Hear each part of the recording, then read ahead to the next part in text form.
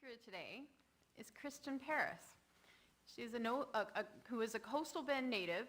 She discovered her passion for communication and media at an early age under the guidance of her supportive parents. She pursued her academic aspirations at Texas A&M University Corpus Christi, earning a bachelor's degree in communications.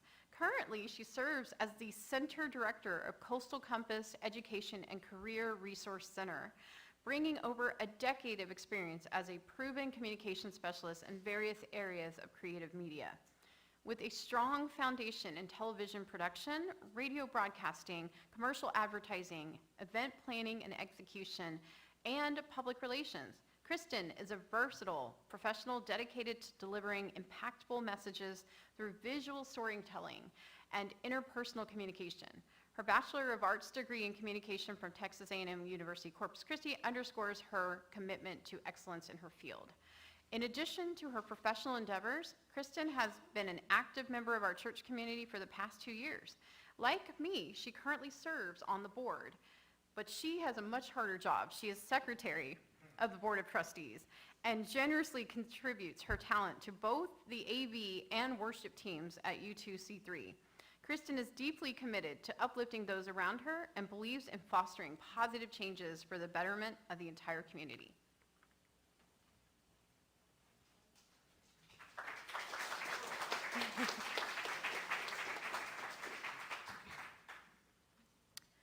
Hello, everyone. I'm Kristen Parris. Some of you sitting here today or viewing online know me personally. Some of you are acquaintances, and some of you I have not had the pleasure of meeting just yet.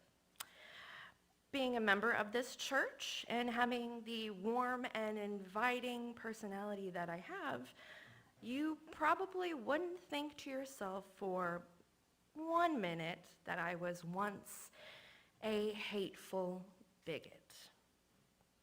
And if you currently do think that about me, well, I'll let you keep that to yourself. To understand what I mean, we have to go back in time, about 20 years ago, to 2004. I was a 13-year-old in junior high school, and the world looked extremely different back then. 2004 was an election year, just like this year. George W. Bush was the President of the United States, and he was running for his second term in office under the Republican Party. The United States was still experiencing the grief of the 9/11 terror attacks, focusing on supporting our troops and watching from armchairs as the war waged on in Iraq and Afghanistan. Both of my parents are proud Republicans. Growing up in my home during that time, Fox News and shows like The O'Reilly Factor blared on the living room television day and night, while the Rush Limbaugh show played in the car as I was driven to school and the store. Phrases like build the wall and illegal alien and the war on terror were just thrown around in conversation every day like it was normal. At that time, I didn't have any alternative opinions or facts to allow me to base any of my own decisions on. I was so entrenched in hate-filled speech that it entered my everyday life, my thoughts, and soon my vocabulary. I thought everyone around me felt the same as I was seeing and hearing. Soon I was spewing out the hate-filled messages that I was being fed and was instantly labeled a racist. I didn't understand why I was suddenly the target of threats, violence, and hate. I didn't physically hurt anyone, but my words were like weapons against others and myself. Although my parents were raised Catholic and Methodist, I was raised to be an atheist. So I had no concept of the Christian version of God's loving kindness towards his children. At 13, I had no idea what was in the Bible. I had never attended a church. And I thought that I would burst into flames if I ever stepped foot in one. So I already let my atheism show without shame long before junior high. And so any Christian student that I ran across already let me know good and well that I was going to hell, which painted an even more negative light around me that being labeled a racist only enhanced, making me feel even more negatively about myself and those around me. At that time, I had never heard of the term loving kindness. According to the Cambridge Dictionary, loving kindness is the quality of feeling love and being kind towards yourself and other people, or a Buddhist practice that focuses on trying to develop these feelings. 20 years ago, as a 13-year-old hormonal teenager, I would admittedly say I was not kind to myself. Bullying of different kinds for various reasons up until that point also made me think of those around me in ways opposite of what was loving or kind. I didn't grow up around anyone who shared anything close to our Unitarian Universalist principles or ideals. The world, my worldview, was skewed with hate for a long time. College was a huge eye-opener for me in many ways. I was able to finally have in-depth discussions with my professors and fellow peers who had completely different life experiences, political affiliations, and spiritual beliefs than I was accustomed to. Up until this point, I had fallen hard into and associated myself with the Republican ideals that surrounded me for so long. The turning point and my saving grace were the class discussions my journalism professor at Del Mar College, Robert Meilenberg, would have. He would always start his class with one question: what is happening in the world today? Through these discussions, Professor Meilenberg helped us to understand what was happening in the world around us by encouraging us to question and explore things from an objective lens. It was 2012 when I was taking his classes, another election year. Obama was running for his second term in office under the Democratic Party. At this time, hundreds of US troops were in the Middle East and Africa, fighting in multiple foreign countries. During one of Professor Meilenberg's open discussions, the topic of whether the United States should be involved in so many countries was brought up. Initially, with my Republican background, I argued that it was. But he challenged that by explaining the US had a history of playing Big Brother, and it did more harm than good to past countries. He questioned what would happen to the current countries once the US pulled their troops. Were the citizens of the country better off after all? This conversation was an aha moment for me. It felt like I was finally hearing from the other side of the conversation, and a veil was being lifted. I felt understanding and a feeling of compassion I didn't realize I had for people whom I never met, but were a part of a humanity in the same way that I was. This was my first step towards loving kindness. In my early 20s, I began to dabble in Buddhism, yoga, and meditation.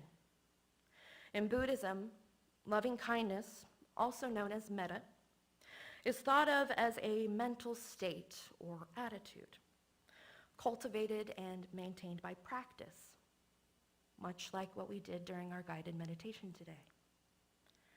Loving kindness or metta is an essential part of Buddhism. and is often paired with karuna, or compassion. Metta is a wish for all beings to be happy, and karuna is a wish for all beings to be free of suffering. His Holiness the Dalai Lama explained Buddhism by saying, "This is my simple religion. There is no need for temples, no need for complicated philosophy. Our own brain, our own heart is our temple. The philosophy is kindness." A lot of my upbringing was rooted in being hateful and selfish, thinking that other people were the problem, when the problem is that we're all dealing with internal and external suffering daily.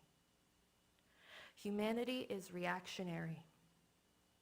When we're suffering, we're more attuned to striking back, pointing fingers, and blaming others than reaching out and reaching a point of understanding and compassion. The more I read about Buddhism, the more I understood that every one of us is holy, a Buddha, worthy of care, worthy of compassion, worthy of kindness, and worthy of love.